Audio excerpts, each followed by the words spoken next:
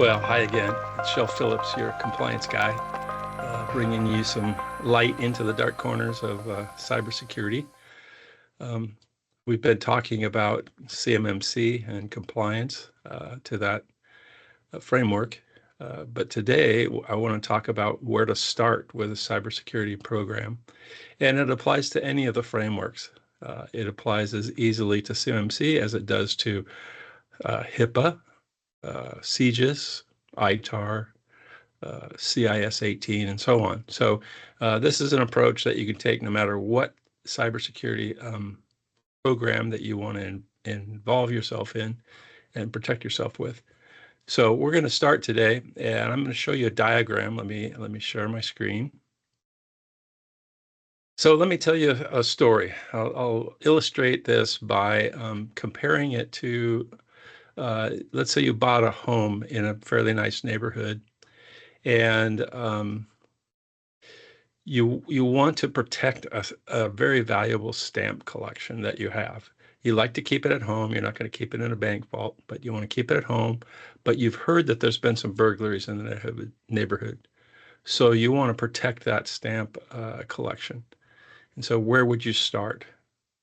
And a lot of people will start with tools. They'll start buying locks for the doors or cameras for the front door, and so on and so forth. But there actually is a method that makes the most sense, that gives order to the process, and that makes sure that all the bases are covered. Typically, if you're looking to do a thorough job of security, you would hire an expert, and that expert would come in and probably have a checklist. Let's do a walk around the house and see what's here. What doors and windows, locks do we have? Do you have any cameras? Is there a safe place to put your stamp collection? Do you have a monitoring service, and so on? And they would start with a checklist of some sort. So here's the efficient and effective order. First is a gap analysis. So what's missing? And like I said, the home security expert would pull out their checklist and do a walk around and figure that out. Well, the same thing is true for cybersecurity. We usually use a framework, and that framework determines what security elements need to be in place. We call them controls or safeguards.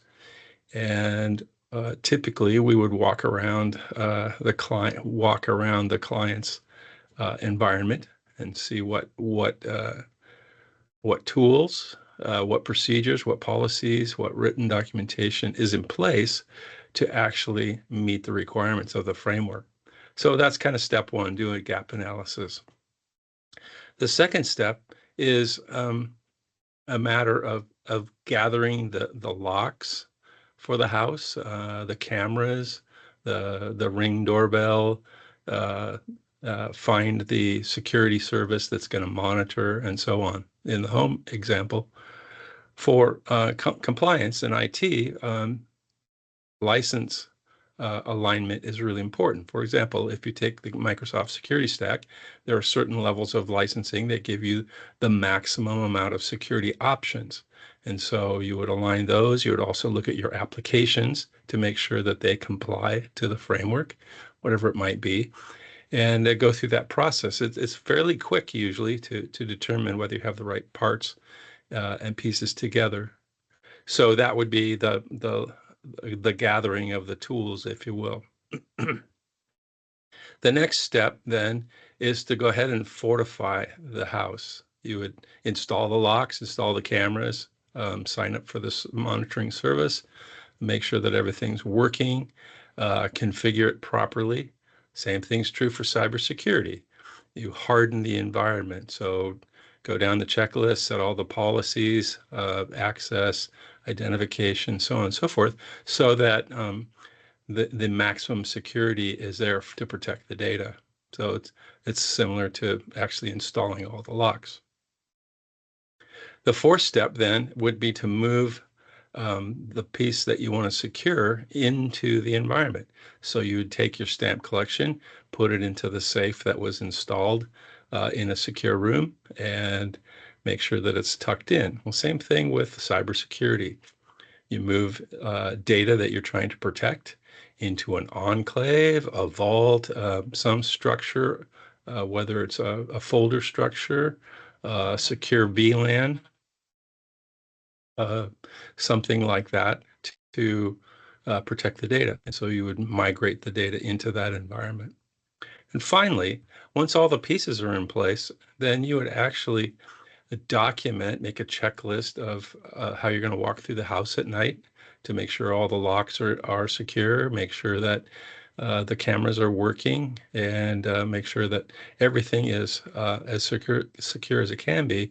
And you would explain to the household how the locks work, how things are put together so that they can actually operate within the environment and be secure.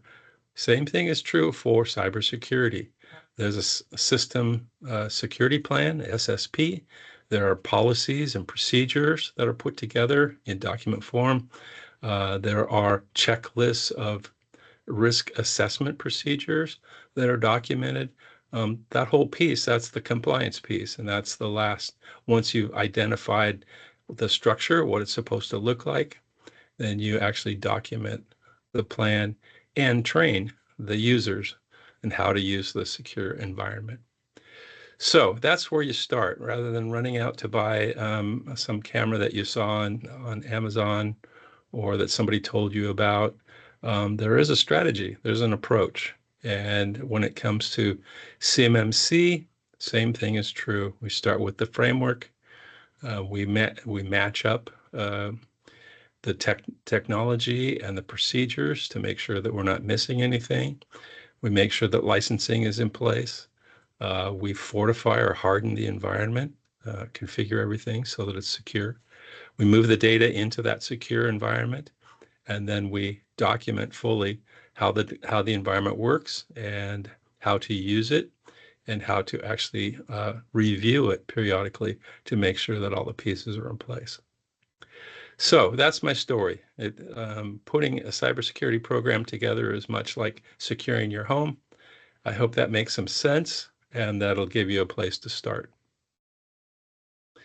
If you have questions or you want additional information, just write to CMMC at covenant.global. It's there on the screen, and I'd be happy to answer any questions that you might have, or to actually talk through the process. Maybe you have a different methodology or a different approach. If you're a consultant, I'd love to hear what you have to say and talk it over with you. So hope this is informative. Look to see you again soon, and we'll see you then.